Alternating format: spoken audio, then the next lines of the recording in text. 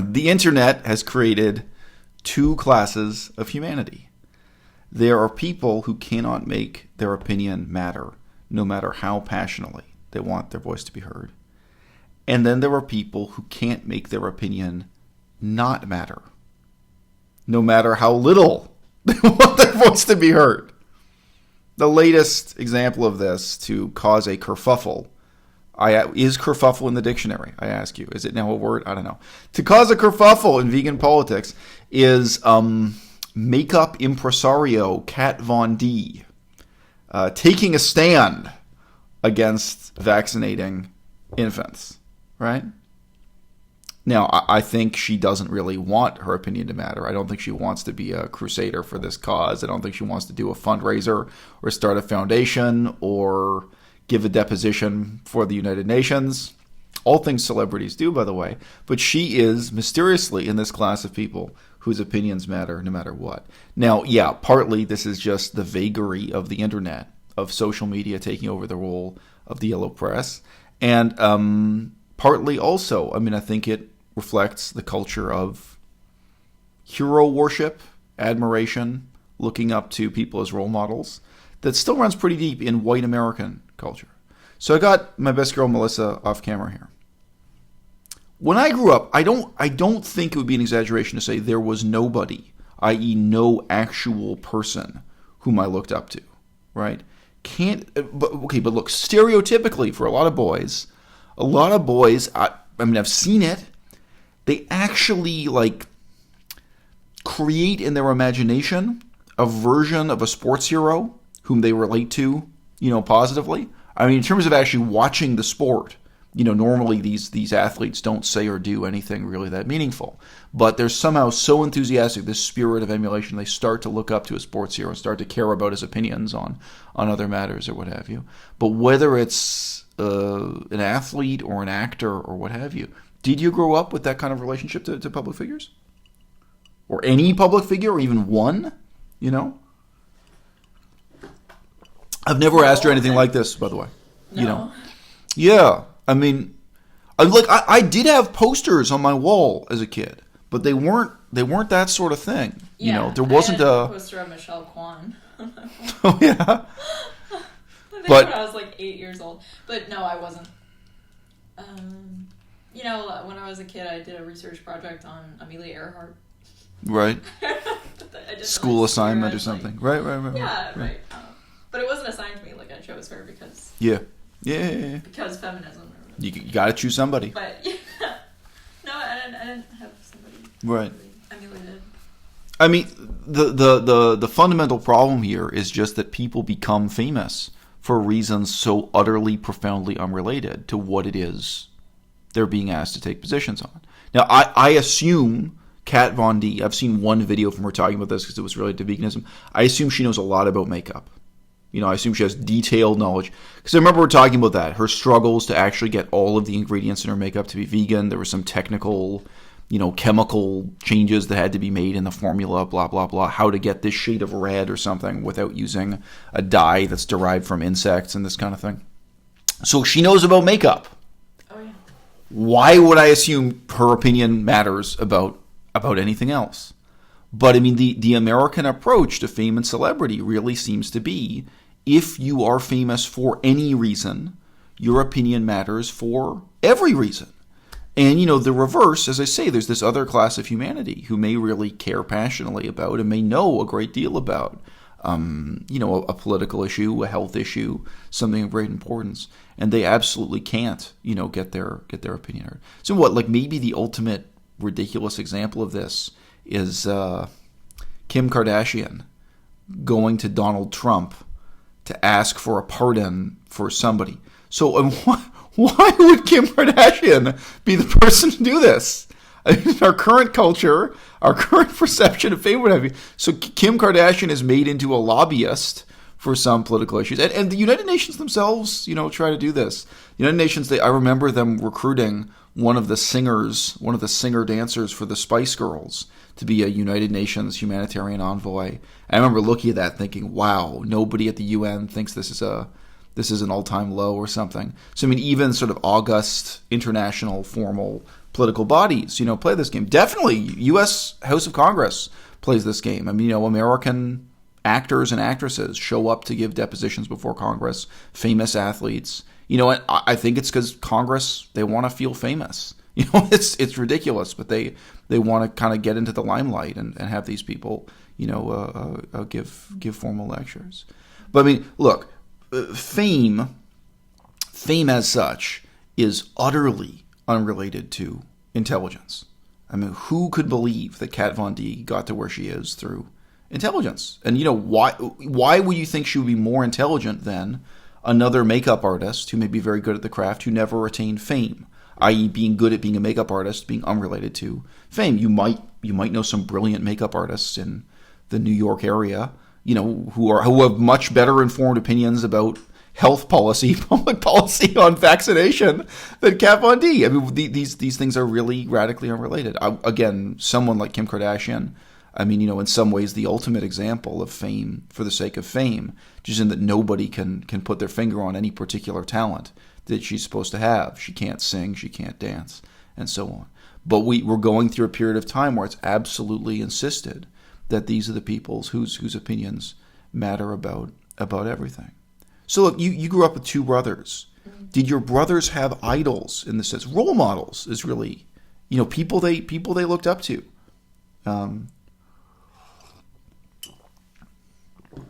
Put me on the spot. Yeah, I know.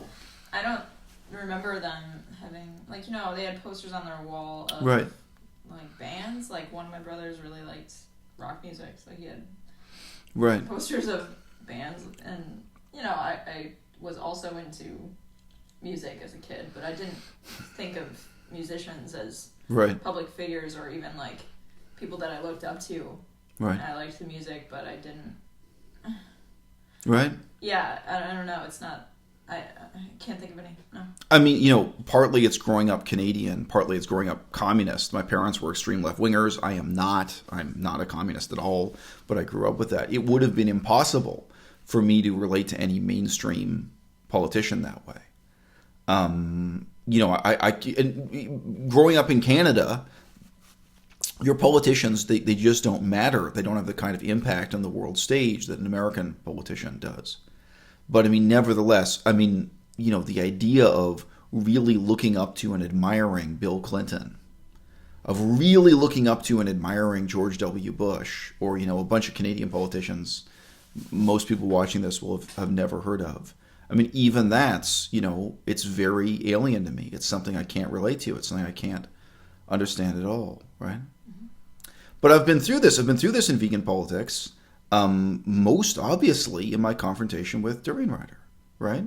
What the psychology I had to deal with again and again was of people. Basically, this guy was famous for no good reason. I mean, he doesn't sing, he doesn't dance. There's no great talent there. He wasn't in a movie. He's not great at riding a bicycle. He didn't win a race. He's not an Olympic athlete or anything. He didn't win a bicycle race. He's basically famous for no reason. And I dealt with, to some extent face-to-face, to some extent via email or other media, hundreds and hundreds of people who idolized and idealized this one person and then disregarded, the content of what he was actually saying and just sort of so much evidence to the contrary that he wasn't trustworthy, that he wasn't worth listening to. He was, however briefly, in the class of people whose opinion mattered on all things he had no expertise in, no experience with, or what have you. Why does it matter that Kat Von D, is against vaccination? I think that's the fundamental problem and one of the fundamental, puzzles of our time. There are two classes of humanity. Look, I guess the internet gives everyone the illusion that their opinion matters, and that maybe has its own kind of corrosive effect on social and political discourse. But then there's this other sense in which they're the people whose opinions matter on everything, and they're the people whose opinions matter on nothing. How many people, have managed to do, say, a master's in public health policy and know infinitely more than Kat Von D? And what they have to say just doesn't matter in the least. How many people even, because again, it is 1 in a million, but a very, very small number of people have negative health consequences from vaccination.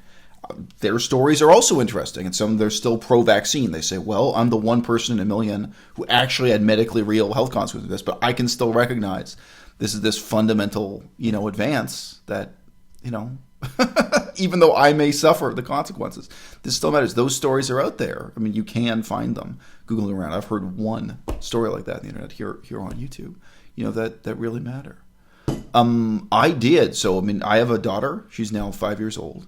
When she was a newborn baby, I did do the reading on which vaccine she was getting when.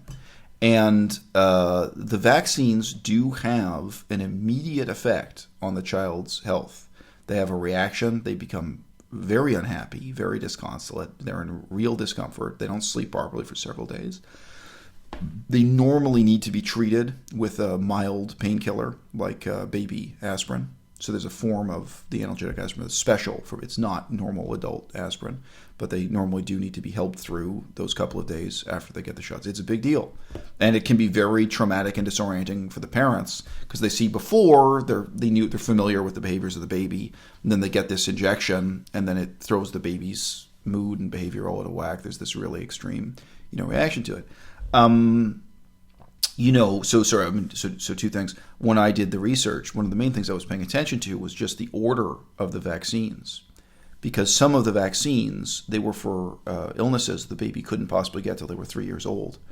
So I said to the doctor, in France, you're given a little booklet for the vaccination. It's like getting stamps in a passport to make sure you've got them all. And I said, well, look, I'm actually really concerned about these illnesses. There were some I wanted moved earlier.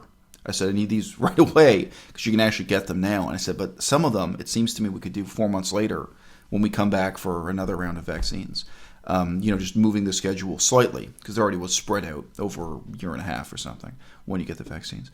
And this particular doctor really liked me. Well, I said very few words to him, but he really responded positively to the couple of things we discussed.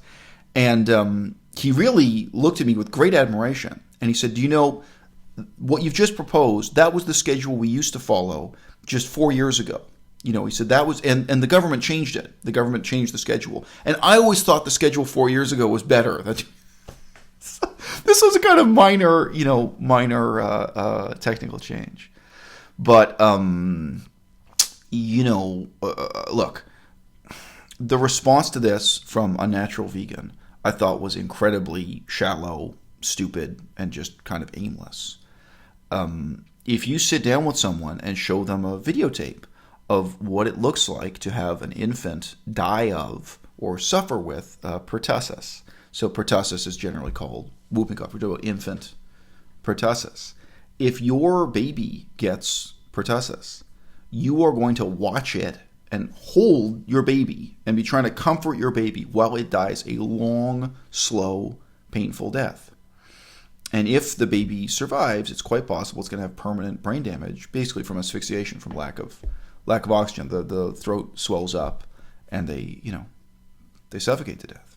It's unbelievably awful. And when it's your baby, when it's not just a baby you're watching on film, when it's your, but apart from yes, you could be struck by lightning and your baby dies instantly. Yes, this is much less likely, but possible. If you have an unvaccinated baby that dies of pertussis, not just unfortunate for the baby, I think you will be psychologically scarred for the rest of your life. And you'll be psychologically scarred in a way you wouldn't be by being struck by lightning or, having your baby die being struck by lightning, some kind of airplane crash or some of these things that are fast and out of your power. And moreover, it's not out of your power. Apart from the visceral experience of holding and comforting your baby while it dies a long, slow, painful death, you would be doing that with the awareness that you made the decision that doomed your child to die, that you read some bullshit on the internet that led you to refuse the vaccination for pertussis, which is an amazing breakthrough in human history, frankly, that we can take that disease off the list, and now you're sitting with your baby while it goes through this. I heard an interview with a woman, and so when she was a child, I forget how long ago this was, but she was an elderly woman, so it's maybe 100 years ago. But, she and her sister got the vaccination for polio, the polio vaccine, and they went swimming with two boys who were brothers who hadn't gotten it yet. It wasn't even that their parents were against it. Their parents were busy and they were going to do it 2 weeks later or something. And swimming, the two boys got polio. One of them died, and one of them, as I recall, he was reduced to living in what's called an iron lung. He was completely disabled. He had the use of one arm, but he lost, most of the ability in most of his body. So in effect, she never saw those two little boys again, but she heard about it. This kind of effect in your life. The other broad question that Unnatural Vegan raised was of how do you actually talk to people about this. This is the vegan mind trick side of it, of actually doing outreach or engaging with people. And she rests on this really stupid, lazy, self-congratulatory thing of talking about pushback. Like, if you tell people the truth, there's going to be pushback. It's really worth questioning, what is pushback? This is an excuse. It's an excuse for inaction or what have you. I don't know. If you show someone that videotape, this is what a baby dying of pertussis looks like, and talk that through. This is the situation you could be putting yourself in, or indeed it could be someone else's kid dies of it because your kid didn't get this this treatment, this vaccine. What does pushback mean in that context?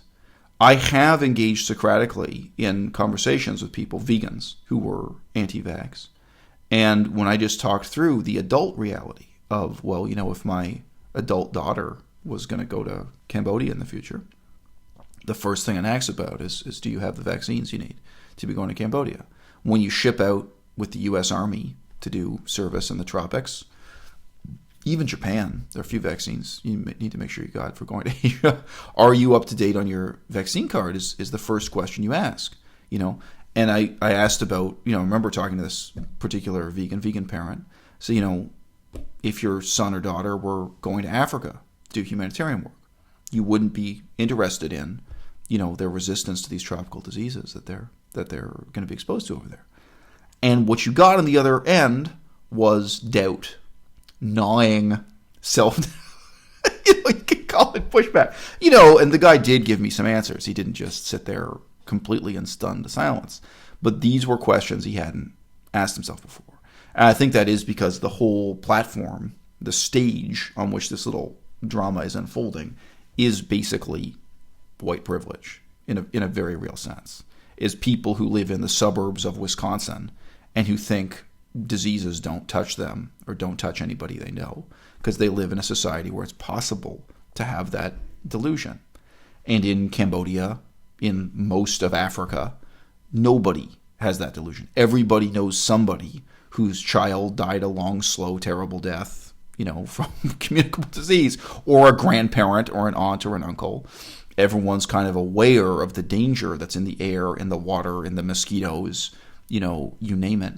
And until not too long ago, I think most people in Europe and North America, had that awareness too. When my mother was a child, which is again approximately 100 years ago, they still literally had posters that the government would plaster onto the door saying quarantine. When you had certain communicable diseases, the government would literally quarantine your house, that nobody was allowed to come visit you, or they weren't allowed to deliver the newspaper to your door because you had a disease that was under quarantine. So the very literal meaning of quarantine that today we don't even think about. So she could remember that, walking past houses that had a quarantine notice. How else do you cope just 100 years ago with tuberculosis or many other communicable diseases? It's still a real question. But this is one of the effects. I know the term white privilege is overused. I know it's used for a lot of things, but this is a real example of a privilege, a set of presuppositions that become invisible in all of our lives, where we start to take these things for granted, and then people make terrible decisions that have terrible consequences.